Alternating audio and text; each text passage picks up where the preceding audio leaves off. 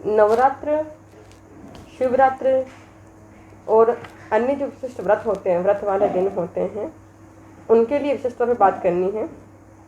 कुछ लोग भूखे नहीं रह सकते कि कई बार है ना, भूखे रहने से उनको शारीरिक समस्याएं होती है, कुछ लोगों के पास में स्वयं शक्ति कमज़ोर होती है, तो वो लोग बोलते हैं कि हम नवरात्रि व्रत नहीं कर रहे हैं, हम ऐसा नहीं करते हैं।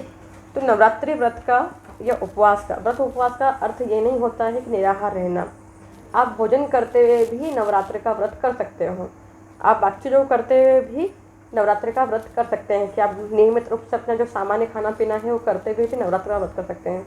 व्रत और उपवास के वास्तविक अर्थ क्या है, पहले हमें समझना पड़ेगा। जो व्रत शब्द है वो वर्ण से बना है। वर्ण करने का अर्थ होता है चुनना। तो उसका अर्थ ये है कि हम विशिष्ट दिनों के लिए, विशिष्ट तिथियों के लिए, पर्वों के लिए कुछ खास नियमों को चुनते हैं। तो ये नियम चुनना है आपको। और ये नियम क्या चुनना है, ये नियम प्राय गुरु देते हैं, जो आपके गुरुजी हैं वो आपको देंगे। उनसे आप पूछेंगे कि मुझे क्या नियम रखना चाहिए, तो वो बताएंगे। उसके अलावा अगर आपके पास में गुरु दीक्षा आपने ग्रहण नहीं कर रखी है, तो आप अपने खुद के लिए खुद भी नियम चुन सकते हैं। नियम क्या चुनने होते हैं, तो नियम ये चुनने होते हैं जो भी चीज़ आपके लिए कठिन है करने के लिए, उन चीज़ों को करने का ही संकल्प लेना व्रत करने कहता है। तो व्रत का अर्थ मूल तौर पे नियमों को लेना है।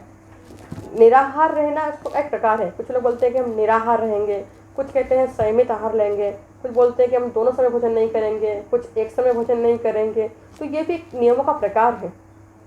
पर नियम कुछ भी हो सकता है। क्या नियम हम ले सकते हैं, अगर आप भूखे नहीं रह सकते हैं तो आप दूसरे प्रकार के नियमों को लीजिए। सत्य व्रत ये एक नियम है, सत्य बोलना। मौन व्रत, हम इतने घंटे या इतने दिन या इतना समय मौन रहेंगे। हम ये कह सकते हैं अक्रोध व्रत, हम नवरात्र के अंदर या बाकी व्रत के समय के अंदर हम क्रोध नहीं करेंगे। उसके अलावा जो भी चीज़ आपको कठिन लगती है, हम किसी का अनादर नहीं करेंगे, किसी के मन को नहीं दुखाएंगे, नियमित रूप से हम 5 माला का जप करेंगे। जो आपको अच्छा लगता है और जो आपको करने में कठिन है या जिस चीज़ को आप कर नहीं पा रहे हैं, उन सब नियमों का संकल्प लेना ही व्रत है। तो व्रत के अंदर निराहार रहना, एक समय भोजन करना या भोजन ना करना, ये केवल एक विकल्पों में से है कि जो लोग स्वाद इंद्रियों के ऊपर नियंत्रण नहीं कर पाते, स्वादिष्ट भोजन हर समय उन्हें चाहिए होता है, तो उसके लिए एक प्रकार बताया गया कि आप रहें। पर नवरात्र व्रत या किसी भी व्रत के अंदर केवल भूखा रहना व्रत नहीं होता, ये एक प्रकार है व्रत का। तो बहुत प्रकार के व्रत हो सकते हैं और आप अपनी इच्छा से व्रत को चुन सकते हैं कि क्या व्रत आपको लेना है। जो भी आपको कठिन लगे, जो चीज़ की जीवन में आवश्यकता हो वो करिए। कुछ लोग हमेशा लेट उठते हैं तो वो नियम ले सकते हैं कि हम जल्दी उठेंगे। कुछ लोगों के लिए है ना, कह सकते हैं कि स्पष्ट सच बात कहना कठिन होता है, तो वो ऐसा ले सकते हैं कि हम ऐसा करेंगे।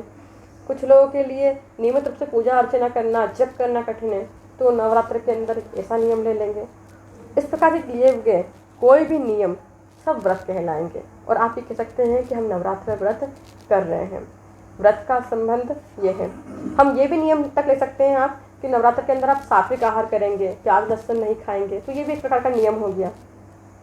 आप ज़्यादा स्वादिष्ट भोजन नहीं करेंगे, या फिर ये भी नियम हो सकता है कि हम बाहर का भोजन नहीं करेंगे। इस प्रकार के नियमों की एक बड़ी बड़ी श्रृंखला है और हर व्यक्ति की आवश्यकता के अनुसार, उसके जीवन की परिस्थिति के अनुसार उस व्रत का चयन सकता है। पर व्रत हर कोई कर सकता है।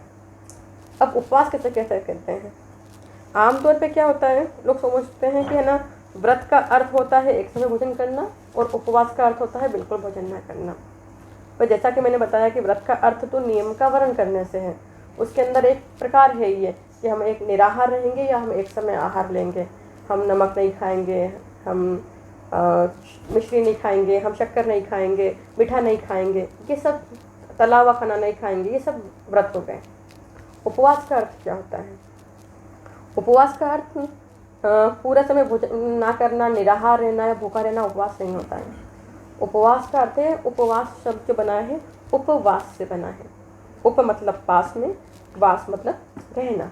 तो हम जिनकी उपासना करते हैं, जो हमारे ईश्वर हैं, जिनका ध्यान कर रहे हैं, उनके पास में 10 इंद्रियों से रहना, कर्मेंद्रियों से रहना, ज्ञानेंद्रियों से रहना, मतलब मन के अंदर ईश्वर का ध्यान चलते रहना, उपासना करना, कुछ पाठ करना, कुछ पूजन करना, इन सभी प्रकार की स्थिति को उपवास कहते हैं।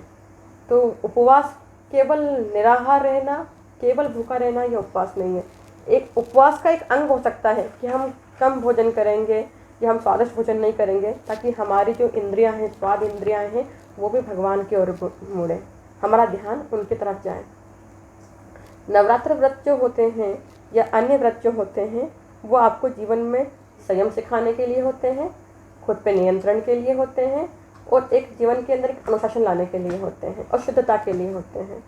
तो उसके अंदर एक छोटा सा अर्थ होता है कि हम निराहार रहें, ये रहें, पर वो एक छोटा सा हिस्सा है। उस हिस्से को हम लोगों ने इतना बड़ा कर लिया है कि आज नवरात्र व्रत के नाम पे सबको यह ध्यान आता है कि खाली हमें भूखा रहना है।